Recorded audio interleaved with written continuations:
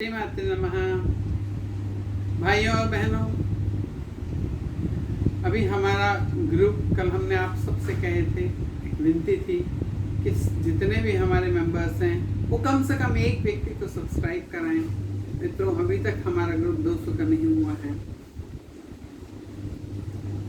और मित्रों, इससे ज़्यादा से ज़्यादा जब भी हम कोई वीडियो बनाते हैं, इसमें आपका 1 रुपये 1 सेकंड का भी धन नहीं लगता है। केवल आपको एक शेयर करना है।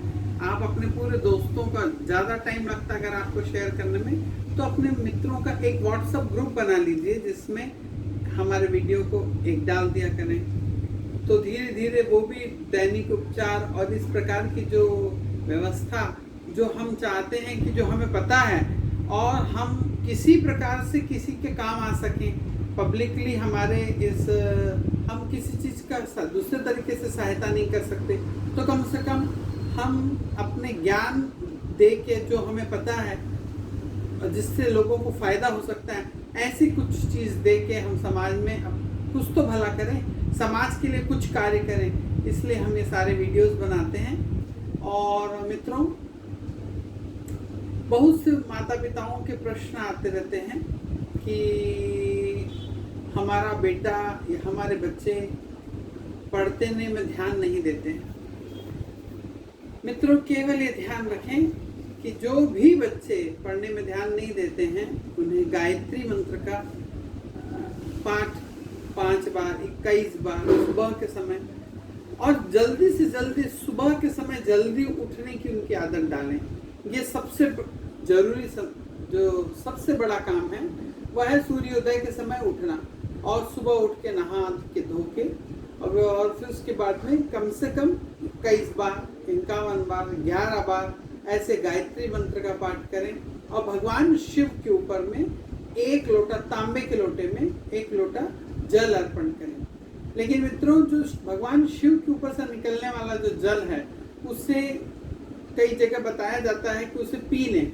ऐसा कभी नहीं करना चाहिए। शास्त्रों में ये वर्जित है कि भगवान शिवलिंग के ऊपर चढ़ाया हुआ जल को पीना नहीं चाहिए। ये 3 उंगलियां जो हैं, इन 3 उंगलियों से उस जल का स्पर्श करके इस प्रकार हमारे को ऐसे इन 2 उंगलियों से ये आंखें और ये तीसरी आंख हमारी इस उंगली से इस प्रकार का स्पर्श मात्र करना चाहिए।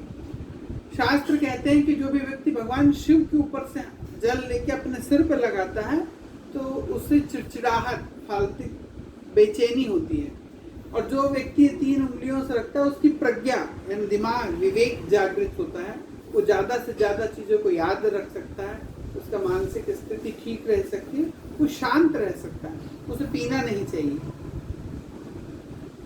और मित्रों, हमारे को जब भी कोई धर्म कार्य या कोई भी चीज़ धर्म कर्म करते हैं तो लोग उसका प्रचार प्रसार बहुत करते हैं कि आज हमने सत्यनारायण भगवान की कथा रख ली, तो वो कथा छोटी हो गई, लेकिन 50 लोगों को बताना बहुत बड़ा हो गया और उससे फल की प्राप्ति चाहते हैं इतना।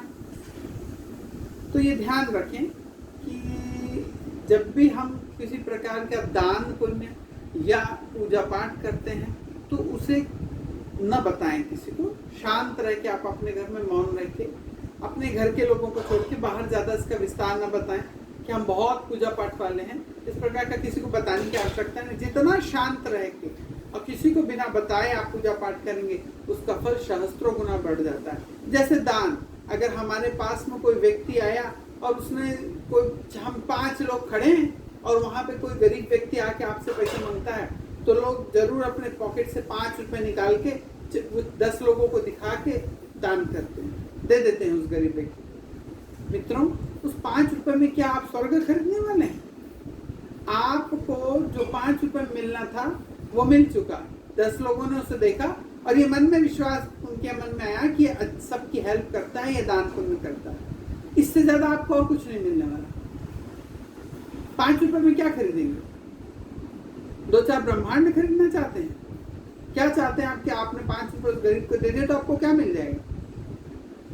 आप ये कब काम आएगा? जब आपने गुप्त किसी को बिना बताए दे दिया चुपचाप, तब ये ज्यादा कार्य करता है। जब आपने किसी को दिखा के ये दिया तो जितने लोगों ने देखा वो पुण्य का भाग उनको भी बढ़ गया, और जो उन्होंने वाहवाही की, आपकी प्रशंसा की, बस 5 रुपए में इतना ही मिलेगा, उससे ज्यादा कुछ नहीं मिल सकता। तो इसीलिए दान अगर करना है तो दान देने के भी हमारे पास तरीके हैं। जैसे पूर्णिमा का जब समय आता है, पूर्णिमा या अमावस, जैसे अभी अमावस आ रही है, इस समय में एक नारियल का बड़ा भेला ले लीजिए, सूखे नारियल का भेला, उसके ऊपर एक छेद कर दें और थोड़ी सी शक्कर को चूरा करके उसके अंदर भर दीजिए, और 5 मेवे हो सके तो 5 मेवे उसके अंदर में डाल दीजिए, और उस नारियल को ले जाके किसी बड़ या पीपल के झाड़ की जड़ में, जो थोड़ा सुनसान इलाके में हो, जहाँ आवाजाही कम हो, ऐसी जगह में ले जाके गड्ढा खोद के, और उस नारियल के भेले को जमीन में दबा के, और उसके ऊपर एक कोई बड़ा पत्थर रख दे कि कोई कुत्ता वगैरह इस टाइप का कोई जीव उसको सूंघ के खोद न ले,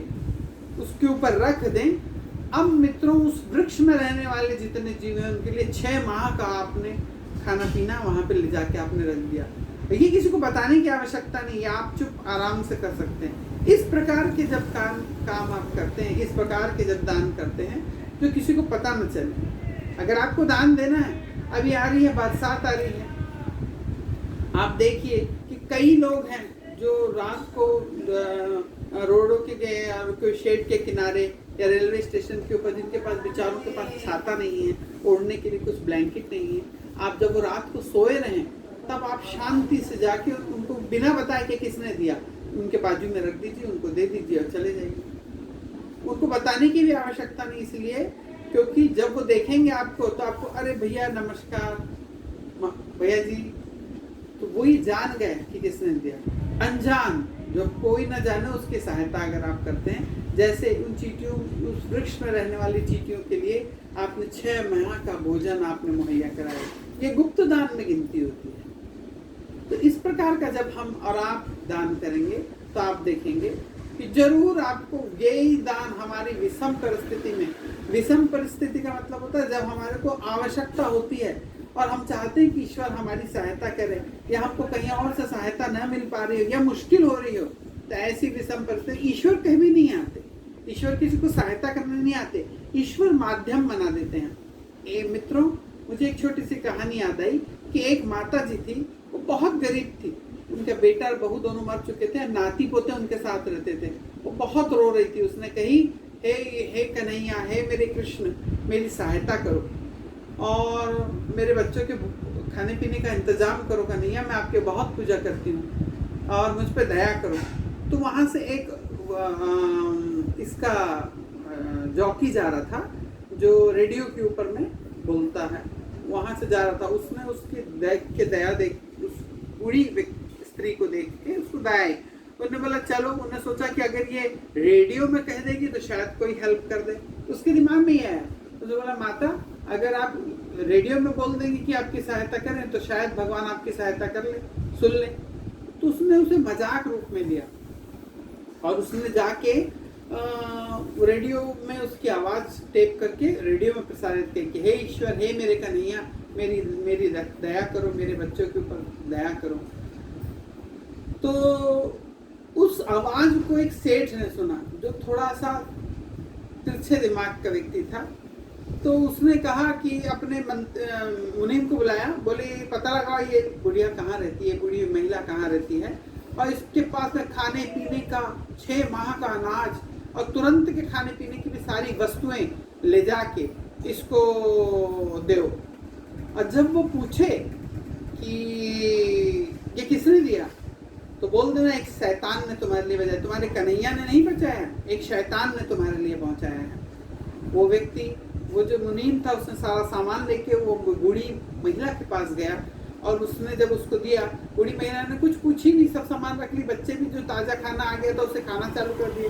तो मुनीम को बड़ा आश्चर्य था, पूछ ही नहीं रहे। उन्होंने बोला पूछोगी नहीं कि किसने दिया? तो उस बूढ़ी महिला ने कहा कि मुझे पूरा विश्वास है, अगर मेरे कन्हैया चाहेंगे तो कोई राक्षस भी मेरे घर में सामान छोड़ के चला जाएगा। तो समझे मित्रों, ईश्वर पर पूर्ण विश्वास रखें, वो किसी न किसी को माध्यम बना देता है, चाहे वो राक्षस ही क्यों ना हो, तो जरूर आपकी सहायता करेगा। लेकिन जब भी आप दान करें, पुण्य के कार्य करें, पूजा पाठ करें, तो उसका ज़्यादा दिखावा ना करें, अपने घर में शांति से करें। और जो दान करें वो किसी को बताएं ना कि हमने क्या दान करा। क्योंकि यश के लिए किया गया दान अलग है कि मंदिरों का हमने निर्माण किया है, उसके ऊपर शिलालेख लगा दिया कि हमारे बाबा द्वारा, हमारे दादा द्वारा, हमारे पिताजी द्वारा बना गया। ये यश के लिए किया गया दान है, सहायता के लिए नहीं है, है ना।